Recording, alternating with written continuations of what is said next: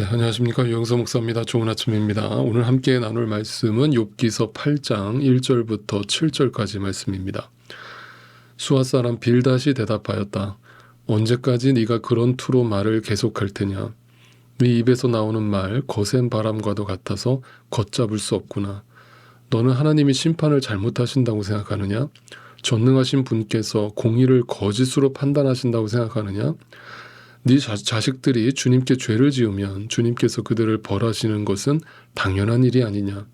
그러나 네가 하나님을 간절히 찾으며 전능하신 분께 자비를 구하면 또 네가 정말 깨끗하고 정직하기만 하면 주님께서는 너를 살리시려고 떨치고 일어나셔서 네 경건한 가정을 회복시켜 주실 것이다.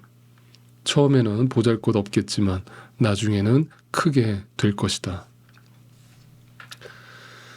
자, 이 마지막 구절 어디서 많이 들어보지 않으셨습니까? 네, 개역 성경으로 읽어드린다면 네 시작은 미약하였으나 네 나중은 심히 창대하리라 라고 하는 그 유명한 구절이 바로 여기 욥기서에서 등장하게 됩니다. 제가 설교 시간에 여러 번 언급했던 것 같은데 한국에서 신앙생활 하시는 한국 크리스찬들이 가장 좋아하는 성경 구절 베스트 5에 항상 꼽히는 성경 구절이 바로 이 욥기 8장 7절 말씀입니다. 근데 제가 그때 뭐라고 말씀드렸습니까? 이 말씀이 수많은 액자로 만들어져서 가정에 또 사업터에 곳곳에 이렇게 걸려 있는 것을 보게 되는데 왜 걸어 놓겠어요? 한마디로 뭔가 축복을 빌어주는 말씀으로 이해를 하기 때문에 그 말씀을 좋아하고 그걸 이제 곳곳에다 걸어 놓는 거 아니겠습니까? 그런데 정말 제가 안타까운 것은 정말 성경을 대하는 우리의 태도가 얼마나 왜곡되어 있는가 또 얼마나 잘못되어 있는가를 보여주는 아주 단적인 예라고 할 수 있는 것이죠. 제가 좀 이렇게 말씀을 드리고 싶어요. 여러분, 성경이 우상이 될 수가 있어요. 네, 무슨 말인가? 자, 여러분 보세요. 성경은 하나님의 말씀이잖아요. 그죠? 그러면 그 하나님의 말씀을 읽을 때 가장 중요한 자세가 어떤 자세일까요? 그 하나님의 뜻을 경청하려는 자세겠죠. 그러면 그 경청한다는 건 다른 게 아니라 내 뜻을 내려놔야만, 나의 가치관과 나의 생각을 내려놔야만 하나님의 뜻이 읽혀지고 보이는 거거든요. 그런데 어떤 사람들은 성경을 읽을 때 여전히 자기 판단과 자기 지식과 자기 가치관과 자기의 소원을 가지고 성경을 읽어가는 사람들이 있어요. 그러면 그분들은 십중팔구 이 욥기서 8장 7절 말씀 같은 구절이 성경에서 나오면 그 구절만 딱 픽해가지고 자기에게 유익한 말씀으로 읽어버리는 거죠. 그런데 지금 이 말씀은 보시다시피 어떤 상황에서 나온 말씀이에요. 욥의 친구 빌닷이 욥을 찾아와가지고 그 욥이 우리가 어저께 살펴본 것처럼 그 7장에서 계속 그 불평을 늘어놓지 않습니까? 하나님 앞에. 그러니까 야, 너 예수 믿는다고 하면서 하나님 믿는다고 하면서 어떻게 너 그렇게 고난이 찾아왔다고 해도 그렇게 불평을 그렇게 쉽게 할 수가 있어? 그리고 네 말을 내가 옆에서 듣다 보니까 도저히 내가 못 듣겠다. 너 그렇게 믿음 없는 소리 할 바에는 그냥 입을 닫아버려 라면서 지금 막 그 저주를 퍼붓듯이 판단하는 상황에서, 그런데 만약에 네가 진심으로 회개한다면 하나님께서 지금은 네가 미약하지만 별 볼 일 없지만 하나님께서 나중에 너에게 창대한 복을 허락해 주실 거야 라는 말을 한 거예요. 그러니까 이게 좋은 의미에서 한 말도 아니고, 그리고 우리가 그 말만 딱 픽해가지고 하나님 이 말씀대로 나에게도 복을 주세요라고 해석해서는 더더군다나 안 되는 말씀인 거예요. 그게 성경 전체의 메시지와도 안 맞는 것이고요. 자, 이 말을 한번 잘 생각해 보십시오. 자, 여러분, 이 빌닷의 머릿속에 있는 하나님이 제대로 성경에서 말하는 하나님을 인식하고 있습니까? 여러분이 보실 때는 어떻습니까? 이 빌닷이 이해하고 있는 그 하나님이 정말 성경이 말하고 있는 하나님의 참 모습입니까? 자, 한번 생각해 보시죠. 빌닷의 생각 속에 있는 하나님은 누구십니까? 자, 보세요. 빌닷이 생각하는 그 하나님은 어떤 하나님입니까? 말 그대로 네가 하나님 앞에서 깨끗하게 정직하게 행동하면 하나님께서 그 행동을 이쁘게 보시고 네가 지금은 미약하지만 너에게 창대하게 되는 복을 허락해 주실 거야. 그러니까 회개해. 하나님께 돌아오고 네가 하나님 앞에 선한 행동을 해. 라면서 조건을 내걸고 있잖아요. 이게 지금 무슨 말인지 이해가 되세요? 네가 하나님을 제대로 믿으려면 이렇게 해야 돼라고 하는 조건을 제시하고 있어요. 그 조건이라는 게 행위에 초점이 있잖아요. 그죠? 자, 그러면 이게 성경이 말하는 하나님이에요? 자, 우리가 복을 받기 위해서, 하나님 앞에 복을 받기 위해서 그 복이라고 하는 것은 성경에서 구원이잖아요. 하나님을 만나는 게 복이잖아요. 왜냐하면 하나님 자체가 복이기 때문이죠. 예수 그리스도가 복이기 때문이죠. 아멘이시죠? 그런데 이 복을 얻기 위해서 내가 무슨 조건이 필요해요? 그리고 그 조건을 나는 100% 이행할 수 있어요? 아니잖아요. 네, 여러분 정말 성경을 제대로 보셨다라면 절대 이렇게 하나님을 이해할 수가 없잖아요. 그런데 성경을 모르는 분들이 어떤 세상적인 신에 대한 그 다른 종교의 기준을 가지고 들어와서 인과응보라고 하는 네가 이만큼 노력하면 이만큼 선행을 하면 하나님께서 그만한 대가를 주실 거야라는 하나님을 그렇게 둔갑시켜 버리는 거예요. 그렇게 하나님을 왜곡시켜 버리는 거예요. 네, 제가 분명히 말씀드리지만 성경에 말하는 하나님은 그런 하나님이 없어요. 여러분 이런 성경을 갖다가 우상으로 바꿔버리고 하나님을 우상으로 만들어버리는 행위는 오늘날도 끊임없이 우리 안에서 벌어지고 있는 일이고 또 성경에서도 계속 등장하는 일이죠. 자, 여러분 출애굽 당시에 이스라엘 백성들이 출애굽을 했는데 모세라고 하는 지도자는 하나님의 말씀을 받겠다고 시내산에 올라가서는 깜깜무소식이란 말이에요.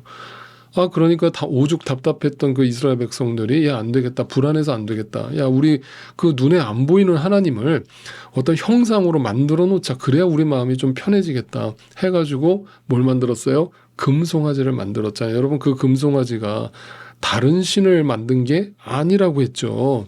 네, 자기들을 애굽에서 구원해낸 그 야훼 하나님, 그 하나님이라고 만들어 놓은 게 금송아지였어요. 그 금송아지가 그러면 우상이잖아요. 그러니까 하나님을 형상으로 만들어 놓은 게 우상이죠. 그리고 그 형상을 만든 이유는 자기들의 소원을 그대로 형상화한 것이죠. 하나님의 뜻을 알려고 노력한 게 아니라 하나님이 우리에게 뭘 원하시는가를 알려고 하는 게 아니라 내가 원하는 하나님을 만들어버리고 내가 원하는 하나님을 믿고 있는 거예요. 그러니까 만약에 이 욥기서 8장 7절 말씀을 여전히 한국에 있는 크리스찬들이 대부분 여전히 베스트 성경 구절로 뽑고서 달달달 머릿속에 외우고 다니면서 기도할 때마다 읊조리고 있다면 방 곳곳에 사업터 곳곳에다가 이 말씀을 걸어놓고 있다면 과연 진짜 한국 교회가 하나님을 제대로 인식하고 믿고 있는 것인지 아니면 여전히 기복적으로 자기가 원하는 하나님을 형상으로 만들어 놓고 믿고 있는 것인지 진지하게 생각해 볼 필요가 있는 겁니다. 그렇다면 여러분 성경 전체에서 말하고 계시는 하나님은 누구세요? 여러분에게 하나님은 누구세요? 여러분은 하나님을 어떻게 인식하고 믿고 계세요? 자, 여러분 제가 다시 한 번만 명확하게 설명을 해드리겠습니다. 성경이 말하는 하나님은 아주 분명합니다. 오늘 이후로 이것에 대한 오해가 완전히 사라지시기를 바랍니다. 자, 우리가 이미 묵상했었던 믿음장이라고 하는 히브리서 말씀으로 한번 돌아가 보겠습니다. 히브리서 11장 24절을 한번 펴서 읽어보겠습니다. 제가 일단 여기 읽어드릴 테니까 앞에 화면 보세요.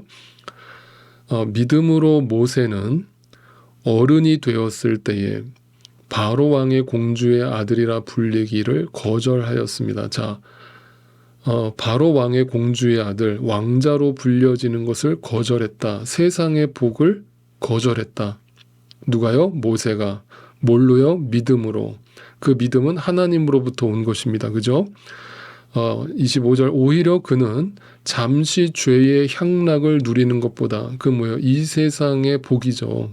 네, 그것을 누리는 것보다 하나님의 백성과 함께 학대받는 길을 택했다. 이 세상에서는 고난받는 길을 택했다. 이 세상에서는 오히려 박복한 삶을 택했다. 좁은 길을 걸었다.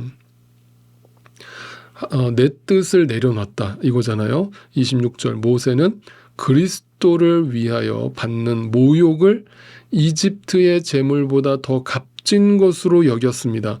그는 장차 받을 상을 내다보고 있었던 것입니다. 그 상이 뭐예요? 복이잖아요. 진짜 복이잖아요. 이 땅의 유한한 복이 아니라 내 소원이 아니라 지금은 미약하나 나중은 창대하리라고 하는 이 땅의 기복적 사상이 아니라 영원한 복, 하나님이 주시는 영원한 상을 바라봤다는 거잖아요. 27절 믿음으로 그는 왕의 분노를 두려워하지 않고 이 땅에서 복을 잃어버리는 것, 고난당하는 것을 두려워하지 않고 이 땅에서 미약하게 살아가는 것을 두려워하지 않고 이집트를 떠났다. 네, 창대한 삶을 떠났다. 이해가 되십니까? 그는 보이지 않는 마치 보는 듯이 바라보면서 견디어냈다. 보이지 않는 것을 마치 보는 듯이 바라보면서 견디어냈다. 이게 뭐라고요? 믿음이라고요. 그 믿음은 어디서부터 왔다고요? 하나님으로부터 왔다고요. 하나님으로부터 온 믿음은 뭘 가르쳐 준다고요? 네, 하나님을 알게 된 것이기 때문이죠. 하나님을 아는 사람은 하나님 뜻대로 행하게 되어 있는 거예요. 아시겠죠? 자, 보셨죠? 예수 안에 있는 신자는 미약한 상태에서 창대해져 가는 과정을 복이라고 생각하지 않는다는 거예요. 그것은 어떻게 보면 세상의 법칙인 것이고 율법의 법칙인 것이고 윤리와 도덕의 법칙일 뿐이지 절대 하나님 말씀의 법칙이 아니기 때문이에요. 그래서 오직 신자는 오직 예수 그리스도로 인하여 복을 확인하고 그 복이 이미 어떤 조건 없이 우리에게 완성되었음을, 그 창대함을 내가 이미 가지고 있음을, 그 보물을 질그릇에 가졌음을 확인하면서 믿음으로 고백하면서 눈에 잠시 있다가 사라지는 이 세상의 향락과 복을 과감하게 걷어차며 사는 자들이에요. 네. 그러니까 어려운 시절 잘 견디면 나중에 복을 받을 것이다 라고 하는 어떤 조건이나 긍정의 아이콘이 믿음이 아니라는 거예요.